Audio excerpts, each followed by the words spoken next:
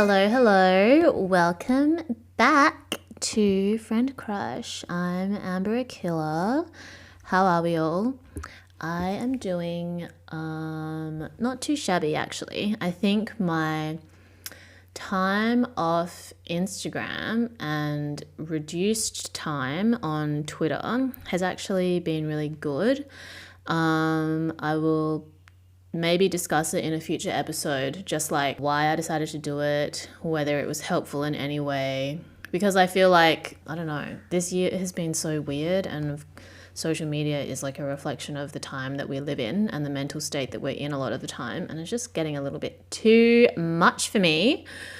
Anyway, so this episode is going to be on friend breakups part 2. So part 1, I was discussing why we break up with friends, what is happening when you need to break up with a friend. Usually it has to do with like a misalignment of values and kind of just like non-ideal circumstances. And then I interjected with an episode about love and what the practice of love entails, which I think is fundamentally different from just a feeling of love. And if you're going to be in a loving and supportive friendship, because most of the time I'm talking about like your close friends, not just like friends / people that you know, but yeah, for your close friendships, it should be based on love and support.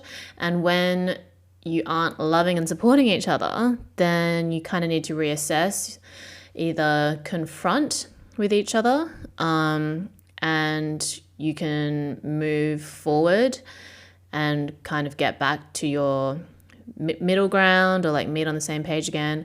Or maybe the confrontation and conflict leads to a parting of ways. So the two ways that this usually goes down is either with like confrontation and addressing the issues head on, or maybe ghosting by one party. And I'm not sure that there is like a right or wrong way to do things. Obviously, it's better if you can be mature and talk things out. But then again, sometimes you're dealing with a person who isn't really prepared to change or address their toxic behavior. And you don't really have to label anybody as good or bad, maybe just not the right fit for you at the stage of life that you're now at. And I will admit that I don't enjoy confrontation. I think it's easy to have disagreements in a friendship and respect where each person is coming from. But when I get to a place where confrontation needs to occur, that usually means that I've tried to manage it in a more covert way, and what I've been putting down hasn't been picked up, and whatever we need to communicate with each other just isn't happening. And anytime I've gone to a confrontation stage after like a period of time where I've tried to improve the situation without directly addressing it, that person has always acknowledged that I've tried to fix shit, but they were too chicken to own up to anything. And I guess sometimes this hasn't necessarily led to a friend breakup, which is good. And we've been able to move past it and move on. But when I think about like friend breakups that I've been in, it's like unresolvable issues. Like you just fundamentally are not on the same page, cannot see eye to eye. One or both parties is unable to step outside of themselves to see the other person's point of view, and has probably continuously failed to do that, which has kind of eroded the friendship over a period of time. And then when you actually get around to confronting it, it's almost like you're too far gone. I don't know. Friendship breakups are so hard, but yeah, they are kind of inevitable in life, you know, as they say, people are in your life for a reason, for a season, and as painful as it can be, there's always light at the end of the tunnel. Everything can be a teachable moment as long as you know, see it that way, whatever that saying that Nelson Mandela said. So as I've gotten older and after being in a number of not so healthy friendships in my early 20s, I have a very low tolerance for bullshit, and I really don't appreciate having my time wasted. But I also feel guilty when I'm not able to like help somebody when they say they want help, or be there for somebody who I care about, even if they actually aren't there for me. And that's kind of something that I've been working through a lot this year, because I don't want to do that shit anymore. I really don't. And my previous assumption that people say what they mean has been completely derailed. And I've realized that a lot of people just talk crazy ass shit all day long, things that they want to do, things that they want to be, and they actually don't do anything about it. So the distance between thinking you're going to do something, saying you're going to do something, and then actually doing it, that distance varies for different people. Some people, they can't see from the thought and saying they're going to do something and the action of doing it. They might never travel to the place where they get to do those things. And other people, the space is much smaller and they're more likely to do something that they say they're going to do than not. You know, we can't always be, you know, on top of our game and following through with every single thing that we say, because we're only human. But I am very wary of people who say a whole bunch of shit but do a bunch of fucking nothing. Like, I can't stand that, because it's draining to everybody around you if you're somebody who's like, oh, I'm going to do this, blah, blah, blah. I'm gonna, like, you literally live in a fantasy. Everybody else is like you're creating expectations for people that you're not meeting and then disappointing people for no reason. And that shit's annoying. That's not the type of person that I want to be. But yeah, so like I get really triggered when other people do that shit to me. And I know that there are so many things that I say that I want to do, but it's something that I'm personally responsible for. It's not like I'm making promises to a friend about going somewhere or doing something and then not following through. I don't want to do that, because like my mental health is so precious to me, because it can be so incredibly fragile. Instead of prolonging periods of depression, I try to manage my life so that if and when I do fall into a spiral, it's much easier to get out of. And I have just come to accept that my subconscious is like a drama queen and will pull at my conscious self anytime I'm doing something that is not in line with the life that I want to live or the person that I want to be. Like, when I think back on periods of my life where I've been super depressed, it's always because I'm in a situation that is not really fulfilling me in the way that I need to be at the time. And being able to just become aware of that and either accept it if I can't do anything about it, or take actionable steps to better my situation, has been kind of like the process of me going through that. And then when I think about the unhealthy friendships that I've been in, it's been at the tail end of those friendships that I've been really unhappy, because I'm struggling with creating distance between me and somebody who is no longer like a source of support or like positivity in my life, and also knowing that it's not necessarily resolvable even if I try to confront it, or then confronting it and not being able to have like the most desirable outcome, I guess. I mean, I always hope for the best, and I want to be able to let go of any assumptions or expectations from another person by letting go of anything that I'm holding on to or expecting from them. But just because one person can do that doesn't mean the other person can either. So I think when you see someone's true colors, you should take that as data and move forward accordingly. Because I think when you care about someone, like you can care about somebody and not be compatible.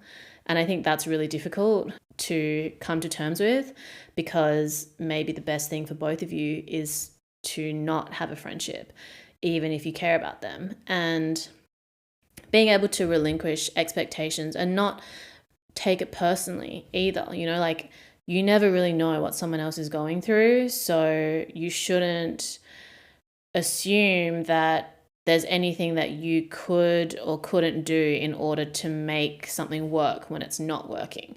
And coming to that place of acceptance makes it much easier to just let go and accept something for the way that it is and try to move on.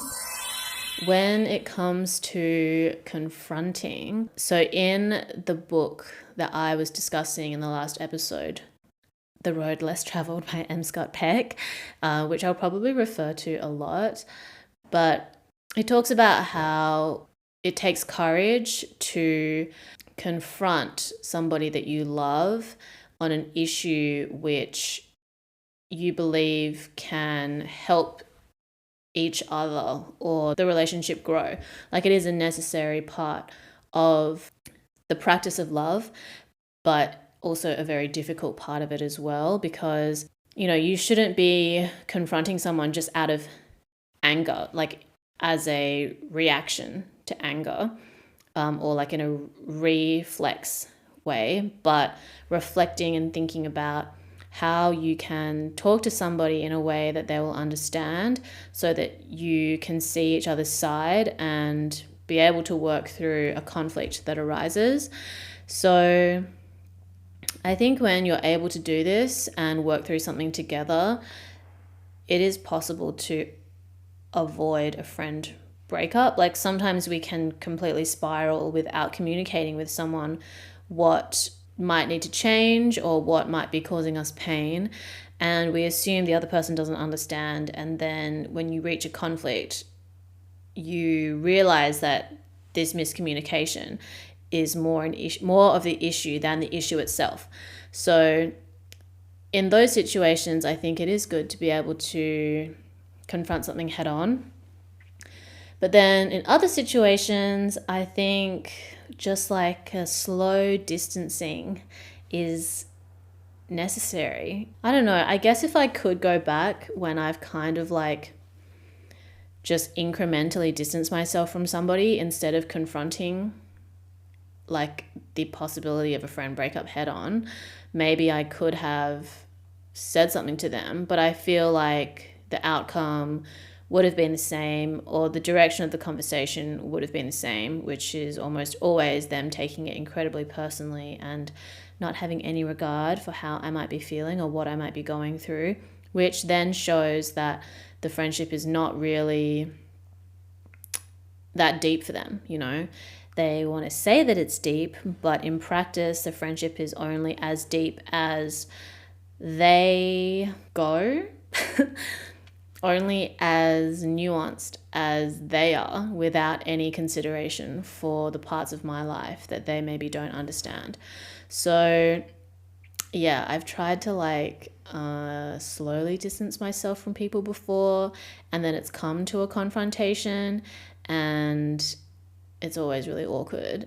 Yeah, that shit sucks. And I don't know, I think you just have to take deep breaths. And I really don't think it's necessary to tell people why you don't like them or what the ways that they could change to be like a better person for you. You know what I mean? Like, you want to be able to accept people for who they are. That's a part of the practice of love. And if you need somebody to change in order to fit into your life, then I don't think that's really like a healthy foundation for a friendship. Like, a healthy friendship or relationship would be being able to accept someone for who they are, and whichever direction they decide to change in, whatever is true to them is the person that you want them to be able to be. You know, you'll be there to help redirect them anytime they feel lost, but you won't say that they need to go against who they are in order to be in your life. And if you get to a point where that's how you feel, then you just need to distance yourself from that person instead of asking why they can't change. And this is something that I struggle with a lot, because often it's like somebody who is clearly very unhappy with their life and talking about how they can change it, you know, or like playing victim. Oh my God, the victim narrative tied in with a little bit of narcissism is always just a recipe for fucking disaster. But yeah, one thing that I've learned this year is like, some people don't actually want to change, or maybe they want to change in their mind, but they haven't yet figured out what it would actually take to change. So they just stay in the same place. And people don't keep doing the same shit if it doesn't benefit them in some way, you know, like everybody's rock bottom is different. And it's really difficult when you're watching someone behave in a way that makes you feel like you're watching a car crash in slow motion. And it's because you kind of recognize maybe that feeling of helplessness that they are projecting that triggers you into thinking that you have to help them or save them. Like, this is definitely something that I struggle with, because I've been in places in my life where it's like I would give anything for somebody to tell me what I need to do next, or for someone to just give me a little bit of guidance on how I can get out of this mental state or how I can handle this situation. And ultimately, I'm grateful that I was able to figure those things out on my own, because then I'm appreciative of the shit that I've been through and who it's made me, rather than thinking that I owe anything to anybody because I was given a shortcut. But when you see someone struggling with something that you've been through, you kind of want to help them and spare them the pain that maybe you felt that you suffered or went through. But maybe that person enjoys where they're at, or maybe that person can't imagine life any differently yet, or maybe that person hasn't reached their rock bottom. Their rock bottom is lower than your rock bottom. And you just have to let people live through it, you know? Like, being a good friend is being able to be there for them no matter what state they're in. Being able to reassure your friend and say like, yo, I know you're going through shit. I'm totally here for you. Let me know if there's anything I can do. But without like literally trying to step into their brain and control their life for them. Like, then you're also contributing a level of toxicity to the friendship as well, if you're trying to control them in order to fit whatever image or fit whatever role you've cast them in. So it goes both ways, you know? And I think it's really important to ask yourself, if you're in a situation where you feel like you're about to go through a friend breakup, if you're hesitating, asking yourself why you keep holding on to a situation that is toxic or not bringing you any joy. Because sometimes it can be that you subconsciously have attached to this person because you feel like they owe you something, or you think that they can give you access. A lot of the times people stay friends for clout. That shit's whack. I've met so many people that appear to be friends on the surface, but when you speak to them individually, they're either not as close as people think they are, or they perform to be, or they don't even like each other. And it's just like all for show. So really, what else? What are other reasons that you could stay friends with someone? I don't know. Maybe, yeah, I think a lot of the times, especially in your 20s, it has to do with access, or like the feeling of being associated with somebody and what that would mean for you. Like, one concept I've been thinking about is when you, as a person of color, are somebody else's get out of racism free card. And I've experienced this before, where it's like somebody is clearly being friends with me because I am a person of color, so I'm like a token to them. And also, when I was younger, I was probably much more outspoken than I am now. And Me being outspoken means that they're outspoken by association. So they can't be problematic if they're friends with me because I'm so against problematic people. And when I can't appease that part of them, if I point out, like, oh, this thing that you said, it's maybe a little bit more nuanced than that, I would suggest that you look into XYZ in order to not be ABC. And then that person's personally attacked and I'm discarded. I think I mentioned this in a previous episode. But yeah, it could be get out of racism free, get out of homophobia free, get out of misogyny free card. Like when you're friends with a dude and you're like that person that they say that they're friends with in order to not appear like they hate women. But I don't know. I feel like a lot of men have deep-seated internalized misogyny that may not ever be addressed because there's really like very little reason for men to dig that deep and ask themselves why they don't respect women. That's a different topic for a different day. But I am grateful for the men that I know that have integrated their feminine side with their masculine side and are able to own themselves as a complete person instead of the performance of masculinity for, I don't know, the illusion of society and its approval. It is very difficult for me to confront a person and be like, yo, whatever you just did not fly with me, or whatever you just did really hurt my fucking feelings. I haven't been in many of those situations in the last few years, like in the way that I was, like years before that.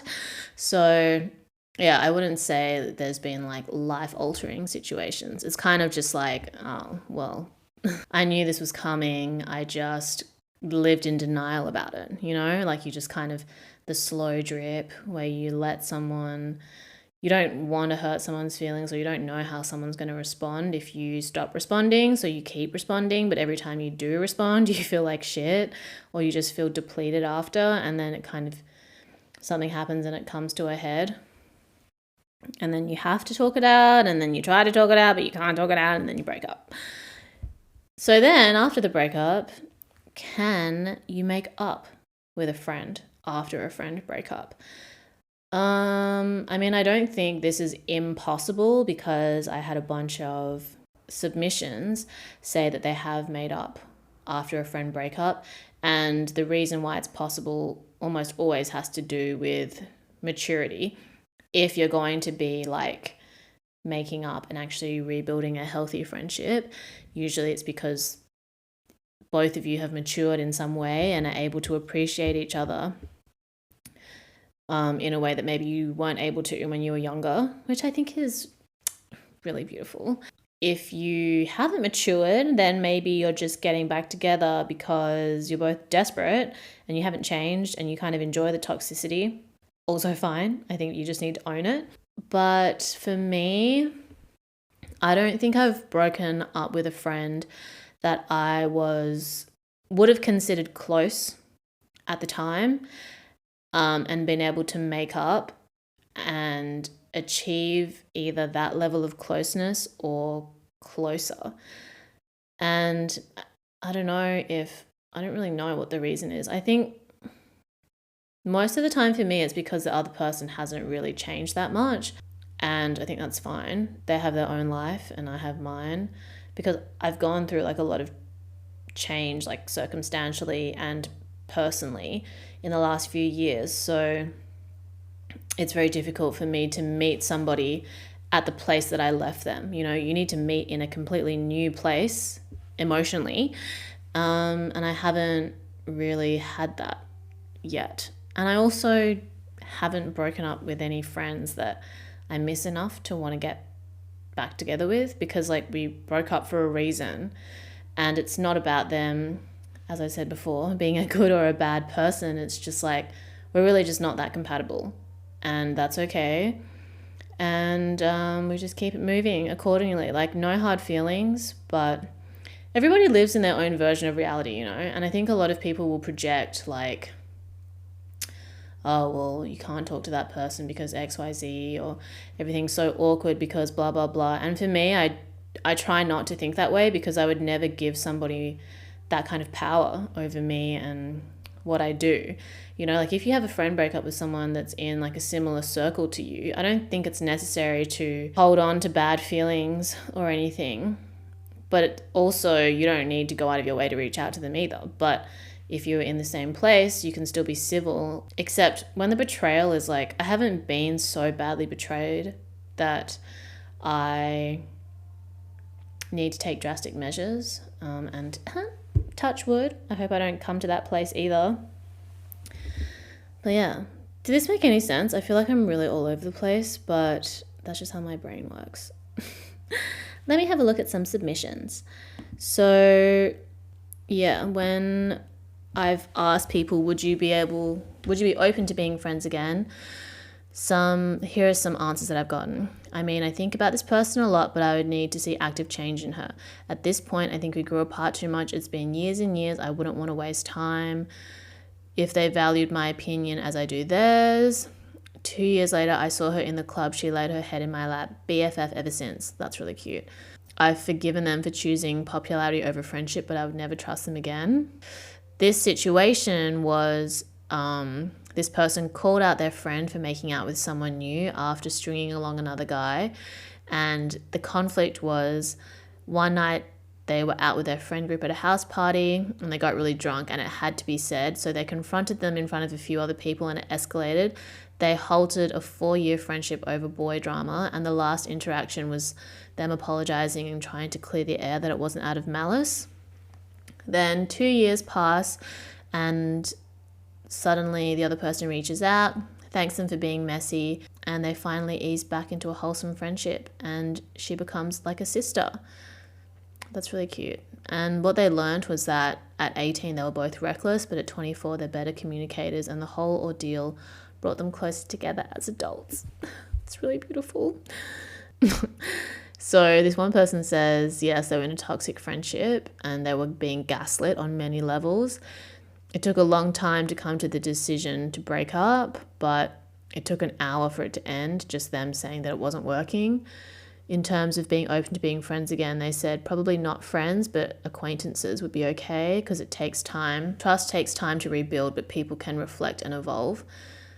Yeah, it takes time for people to change too. Like, as somebody who is really spending a lot of their energy into trying to become like a better version of myself, I didn't realize how much energy it actually takes out of me to do that. And I'm not even really like that good at it. I would say it's just something that I really want to be able to do, because I have felt so stuck when I was younger, and it's important for me to feel like I'm taking a step each day, whether it's forward or backward, it doesn't matter, just as long as it's a fucking step, forward, sideways, whatever.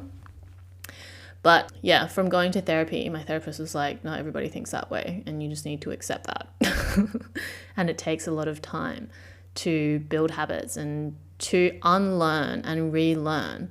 Like, I think I'm so used to being in this constant process of learning, unlearning, learning, unlearning, learning, unlearning.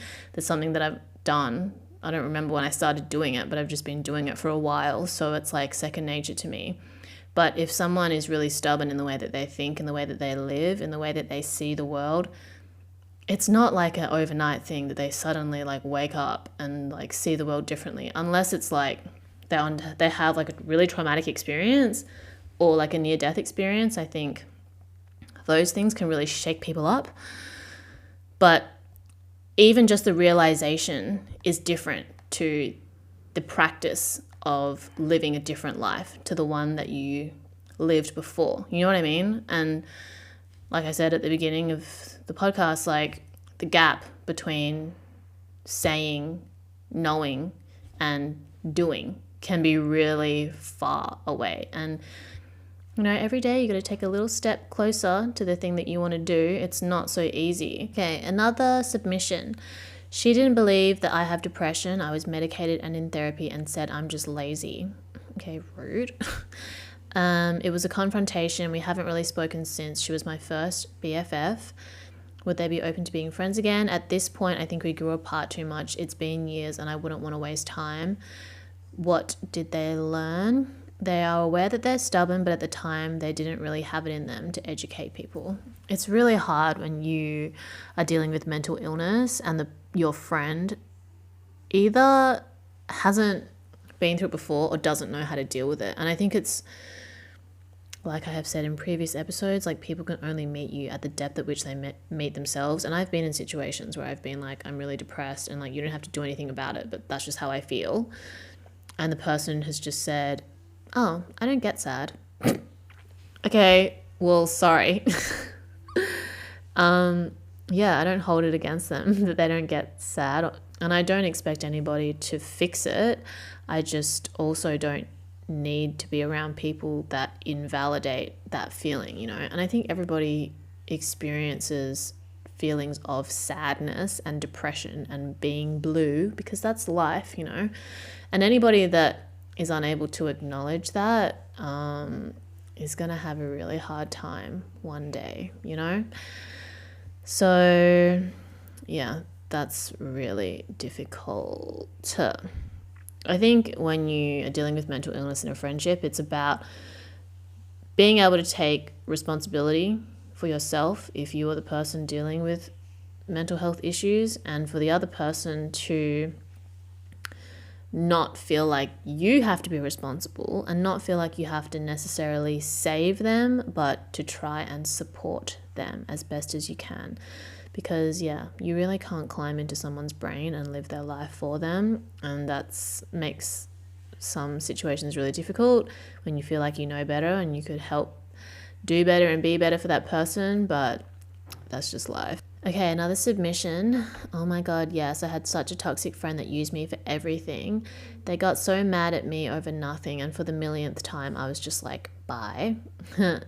They would not consider being friends again because they say, and I quote, dead to me forever, no regrets. What did they learn? Not everyone deserves your empathy and time, and just because you pity them doesn't mean you have to feel like you owe them anything. That's on period.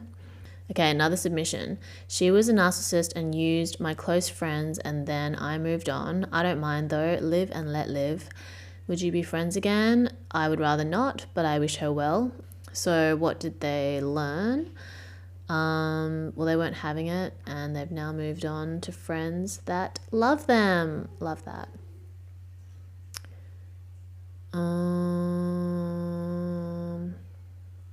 Okay, another submission. She tried to manipulate the entire friend circle, turning people against each other, guilt tripping, etc. It was a slow death, about 3 or 4 months.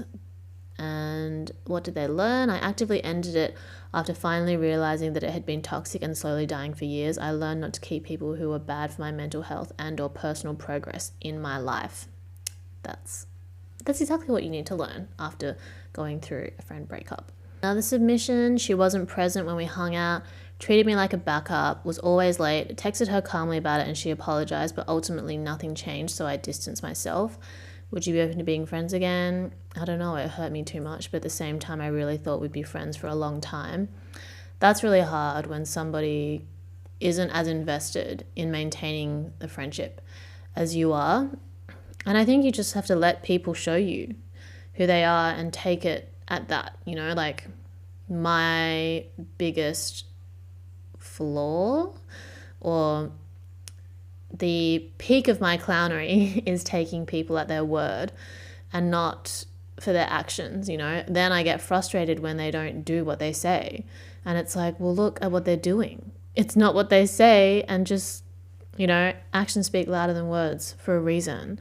So that's shitty that you get treated like that, but you have control over not being treated like that anymore by letting that bitch go. Another submission. We just got older and grew apart. It was slow, but you have one of those hangs and you realize you're both different people. Would they be open to being friends again? Yes, if circumstances allowed, if they found things in common again. And what did they learn? A lot of it just boils down to communication. If you want to make it work, you will.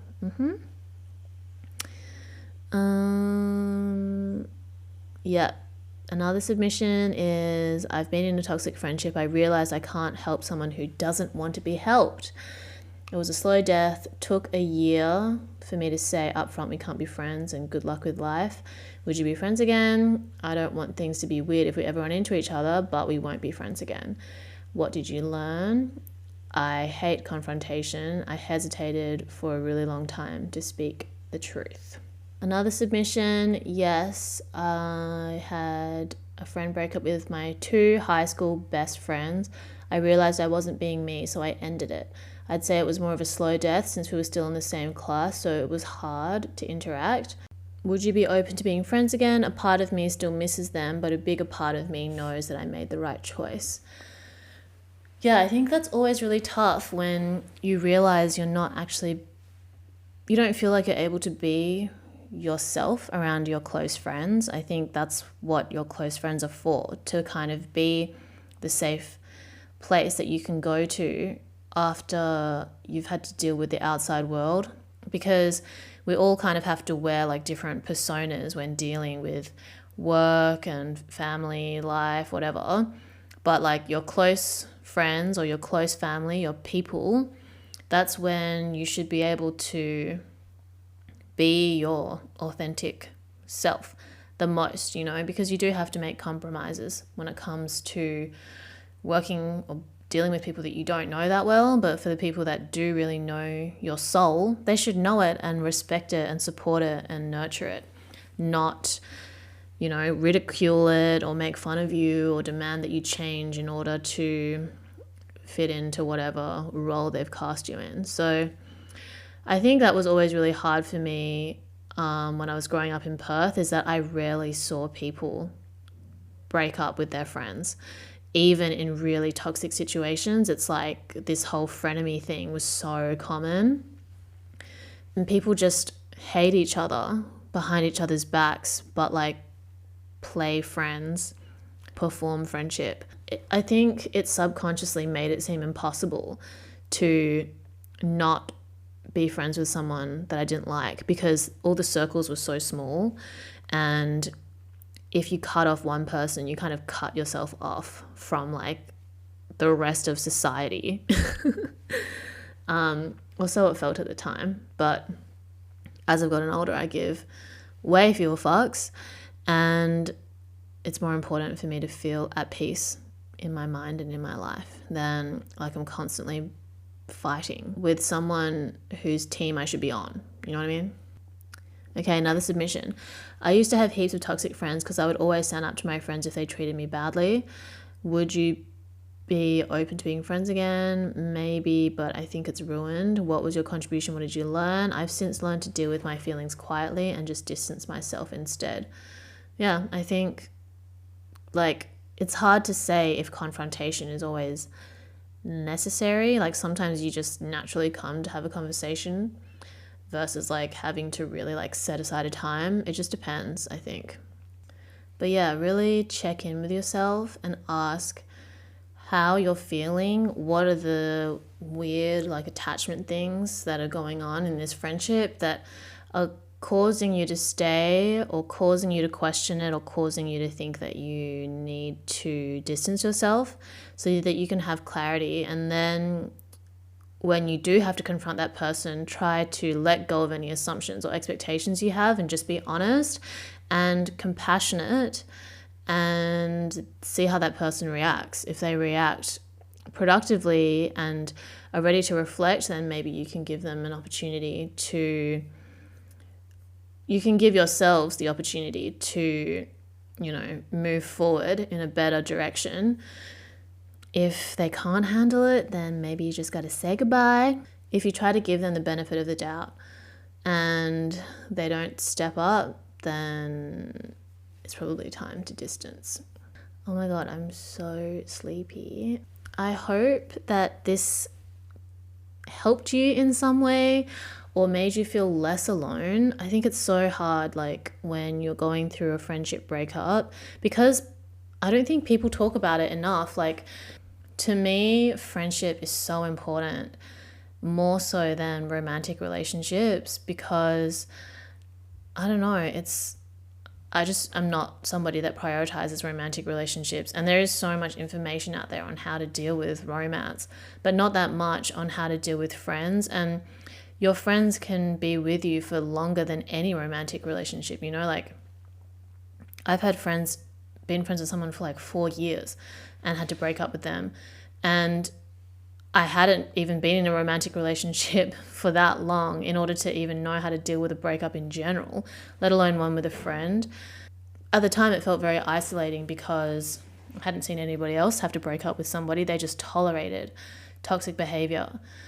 But you shouldn't have to tolerate toxic behavior in any friendship or relationship in your life. Like it's important that we take control of the life that we live. You can't control someone else's behavior, but you can control how you manage and respond to it. And that's something that I am constantly trying to explore and improve on. And I think I've been really lucky this year that even with this fucked up time off, I've been able to reflect and try to draw more like mental and emotional boundaries so that I can protect my energy. Anyway, thank you for listening, and I'll speak to you soon. Hit me up on Instagram at friend.crush. I will be back on Instagram soon. And yeah, stay hydrated and tell your friends you love them and go be a better person. Talk later. Bye.